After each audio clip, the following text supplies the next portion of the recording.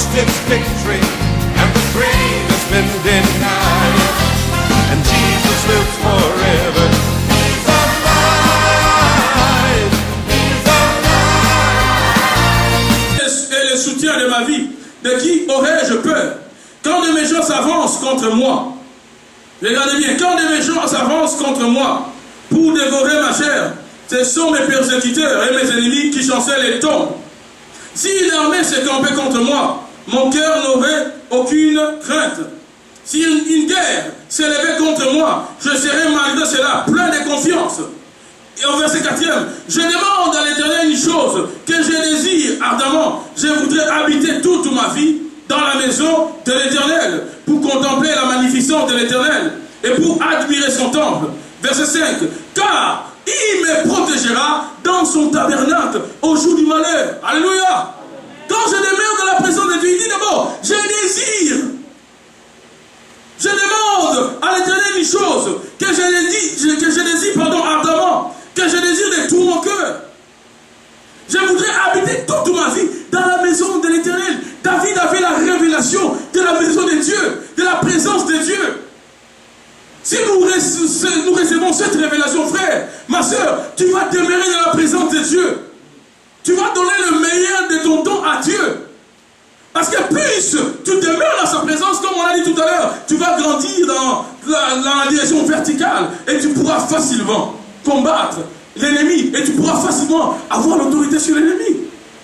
David dit, je demande à Dieu une chose, que je désire de tout mon cœur, que je désire ardemment. Je voudrais habiter toute ma vie dans la maison de l'Éternel. Pourquoi? Là, il commence à énumérer les raisons pour lesquelles il voudrait demeurer dans la présence de Dieu. 1, pour contempler la magnificence de l'Éternel, pour admirer son temple. 3, car il me protégera dans son tabernacle au jour de malheur. Ça dit, quand je reste dans la présence de Dieu, même quand le malheur vient, je suis protégé. Je suis protégé. C'est ça le problème des enfants, beaucoup d'enfants de Dieu. Nous sommes des chrétiens caméléons. Pour d'autres, ils deviennent chrétiens simplement, comme ils sont priés à 13h. Ils deviennent chrétiens peut-être à 12h59. Donc quand il est midi que 59, en ce moment-là, il devient chrétien. Et dès qu'on va finir, en sortant d'ici, on va reprendre toutes les habitudes d'un païen qu'on avait laissé. Et on redevient païen en descendant aux escaliers.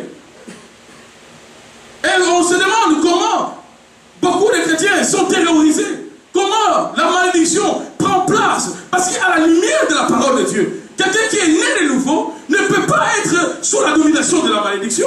À la lumière de la parole de Dieu, quelqu'un qui est né de nouveau ne peut pas être possédé par les démons. À la lumière de la parole de Dieu, ça ne doit pas être ainsi. Mais ça devient ainsi. Pourquoi? Parce que nous-mêmes, on ne comprend pas, bien aimé dans le Seigneur, la révélation de la relation que nous devons avoir avec Dieu. On ne comprend pas c'est quoi la révélation de la présence de Dieu, ce que ça apporte dans notre vie.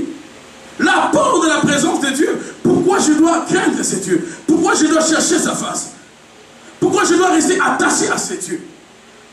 Alléluia! On ne comprend pas cette révélation. David dit, si je demeure dans sa présence, au jour de malheur, il me protégera. Il me cachera sous l'abri de sa tente. Regardez ce qu'il ajoute. Il m'élèvera sur un rocher. Et déjà ma tête s'élève sur mes ennemis qui m'entourent. C'est-à-dire, Dieu va te donner de la hauteur. Tu vas prendre de la hauteur. Plus tu demeures dans la présence de Dieu, tu vas devenir comme un géant devant tes ennemis. Nos ennemis deviennent des géants devant nous, simplement parce que nous ignorons. C'est l'impact de la présence de Dieu dans notre vie. On ne prie pas. Vous savez, le diable est déchaîné avec une grande colère à l'époque où je vous parle maintenant. Dans cette génération où nous sommes arrivés, Satan a une grande colère et il se ligue contre l'Église. Il se ligue contre non seulement les fidèles de l'Église, même contre les hommes de Dieu. Alléluia. J'ai lu plusieurs livres, au moins 2-3 livres, où 3 auteurs attestent qu'au moment où nous parlons, que Satan a mis en place une équipe d'intercesseurs sataniques constituée des hommes qui sont sur la terre. Il y a un témoignage que l'un des auteurs que je lis a rendu dans son livre. Il a parlé d'un chrétien qui était dans un avion. C'était une femme. À côté d'elle, il y avait aussi une dame. Alors que la serveuse les hôtesses de l'air servaient la nourriture à tout le monde. On a voulu servir à manger auprès de ces dames qui étaient chrétiennes. On a voulu donner à l'autre dame qui était à son côté, à côté d'elle, à manger. La dame a refusé. Elle a dit à l'hôtesse, je suis en gêne. Et l'autre, la chrétienne, était contente. Elle s'est exclamée. En parlant, elle a dit à l'autre, je suis contente de m'asseoir après d'une chrétienne. C'est vraiment une bénédiction pour moi. L'autre dame qui venait de dire qu'elle était en gêne, elle s'est exclamée avec colère. Non, je ne suis pas chrétien. Je ne suis pas chrétienne, pardon. Je ne suis pas chrétienne. Si je jeûne, c'est parce que nous sommes en train de jeûner pour détruire le mariage justement de vos pasteurs. Je suis sataniste. Et la sœur qui était là, elle était glacée sur la place où elle était. Donc, cette dame qui était dans le satanisme, elle a dit ouvertement à cette chrétienne que nous sommes en train de jeûner pour détruire le couple de pasteurs. Mais voyez maintenant combien de couples de pasteurs, au moment où je vous parle, que ce soit dans le monde occidental, que ce soit dans le monde des hommes noirs ou de l'Afrique, tout ce que vous voulez d'Haïti, combien ils sont en paix dans les couples? Combien? N'entendez-vous pas des bruits de divorce par-ci par-là?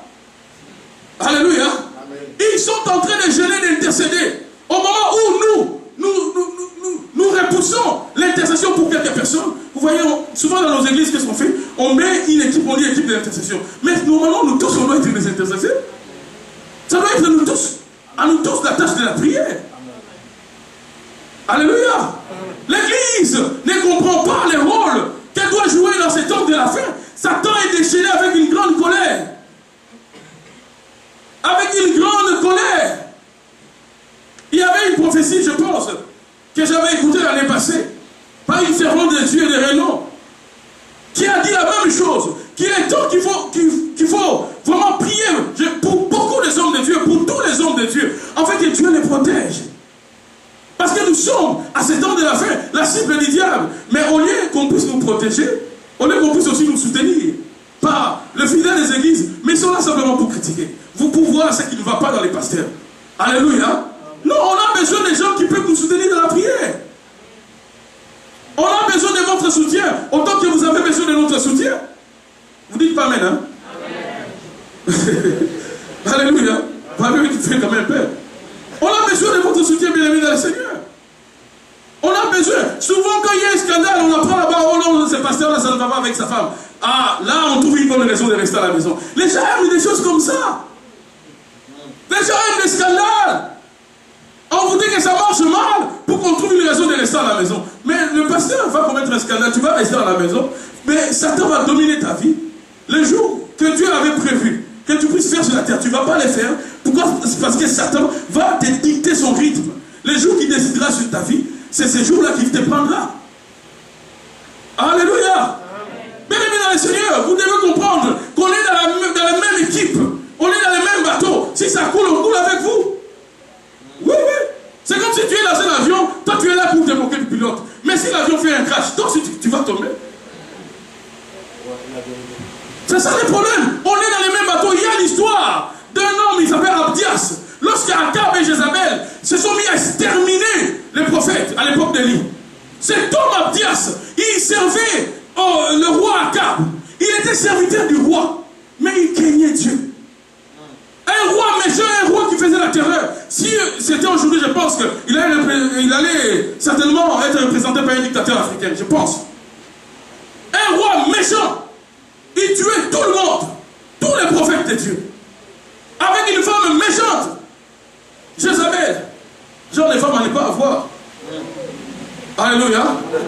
Si tu n'as pas encore fait le choix, tu pries bien de tomber sur une bonne femme. C'est une parenthèse que je ferme directement.